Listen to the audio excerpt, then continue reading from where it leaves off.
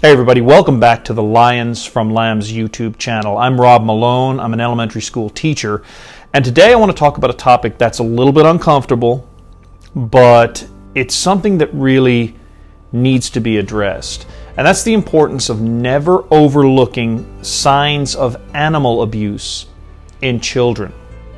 Now, I see the questions already coming out, hey, kids play rough, sometimes they're curious, and accidents can happen. That is all true. I'm talking about animal abuse, the deliberate inflicting of pain, not just harm, but pain on animals, and enjoyment in seeing animals in pain, hearing squeals, or whatever it may manifest as, or also an interest in scenes of violence, particularly with animals. If you're watching nature shows, the child particularly enjoys seeing videos of animals in the wild being hunted, but particularly in a particularly gruesome manner. So those are the things you really need to watch out for, because abusers, there are myriad studies on this, that abusers of animals, children who abuse animals, are 5 times more likely to become violent as adults. And animal abusers are 70% of aggressive individuals in society, 70% of adults abused animals as children or have a history of abusing animals. And this is so prevalent and such a strong indicator that the FBI uses animal abuse as an indicator of potential future violence. Now, before we get on the wrong track here, this is not to say that if your child has an issue abusing animals that they're bad, that they're done for, that we just throw them away. That's not the case at all.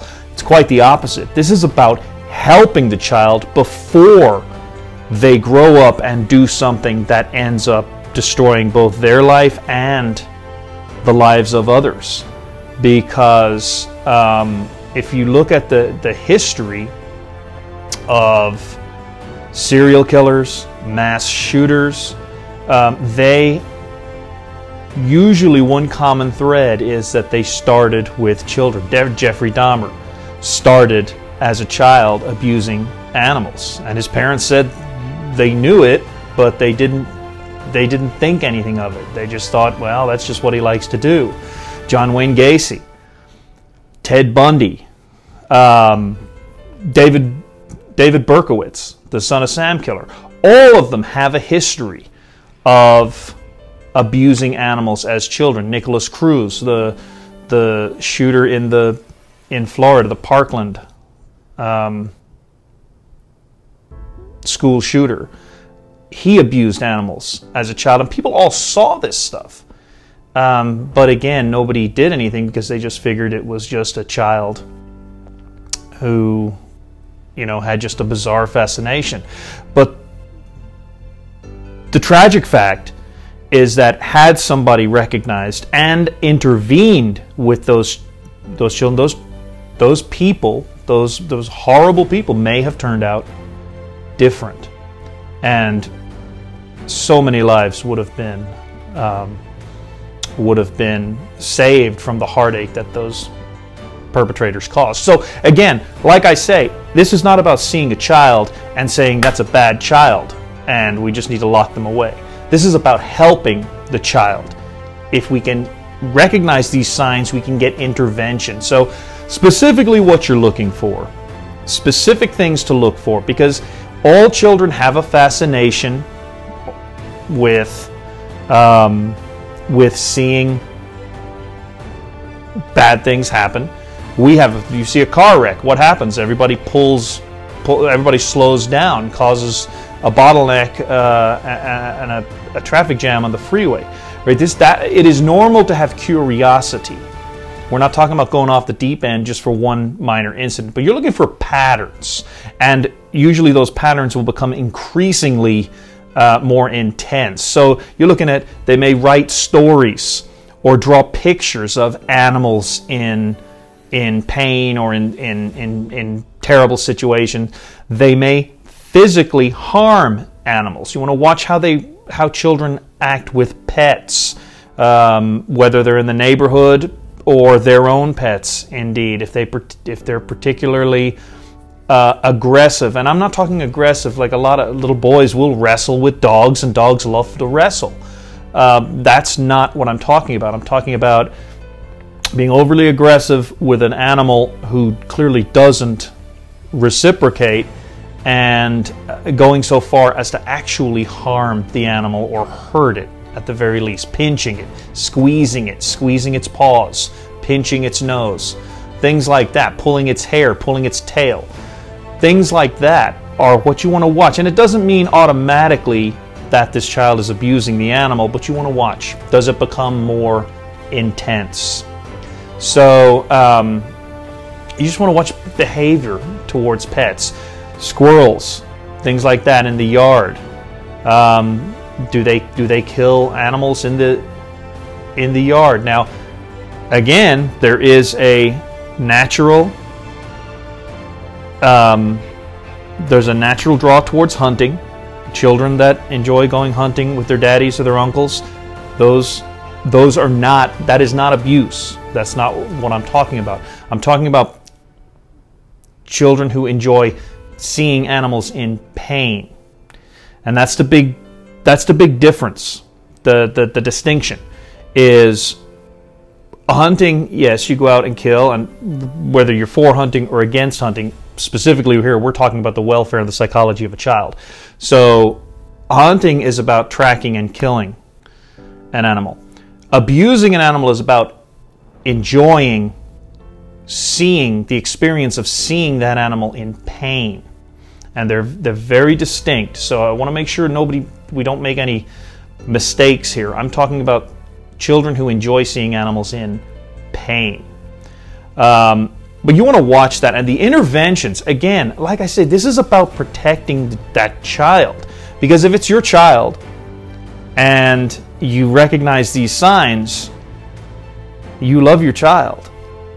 The worst thing you could possibly do is ignore them and just say, well, he'll outgrow them or she'll outgrow them. That's the worst thing you could do. Because what's happened is they won't outgrow them. What they'll do, they'll grow into them. And at some point, seeing an animal in pain will not be enough. And that's when they turn to, many times you'll see them turn to abusing children when they get older, when they become teenagers.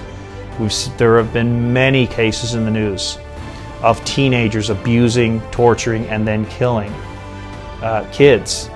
Or they'll grow up to end up getting that thrill, that dopamine rush from kidnapping, killing, doing all sorts of terrible things.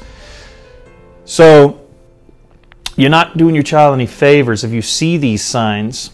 You're not doing your child any favors by ignoring it. What you want to do, there are interventions. Okay, there are educational programs that can help parents in that situation to figure out the best course of action. But some things you could do with your child even at home. Teach them empathy, teach them compassion, model empathy and compassion in how you treat animals, how you relate to other people. Modeling is a very, very powerful tool. But in many cases like this, there is a psychological drive for some people to enjoy seeing pain in others. And so you want to get in touch with counselors. You want counselors. There are therapy programs for children in this situation that can help them deal with and rewire the circuits that provide that dopamine hit in seeing pain in others.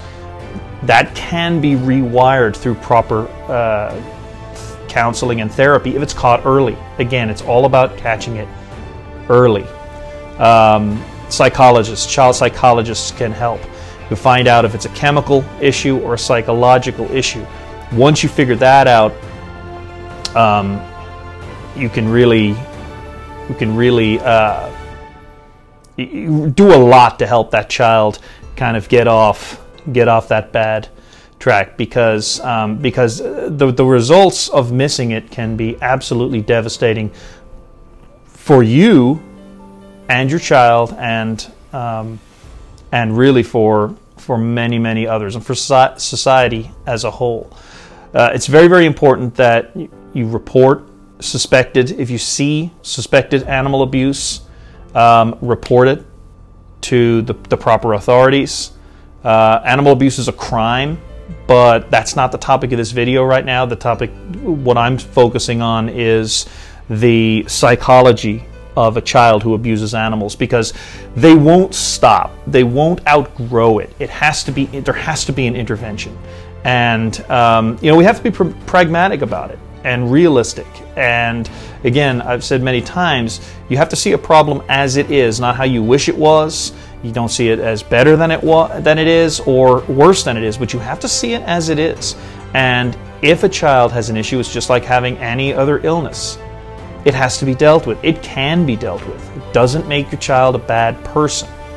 And it doesn't mean they can't have a wonderful, fruitful, and successful life.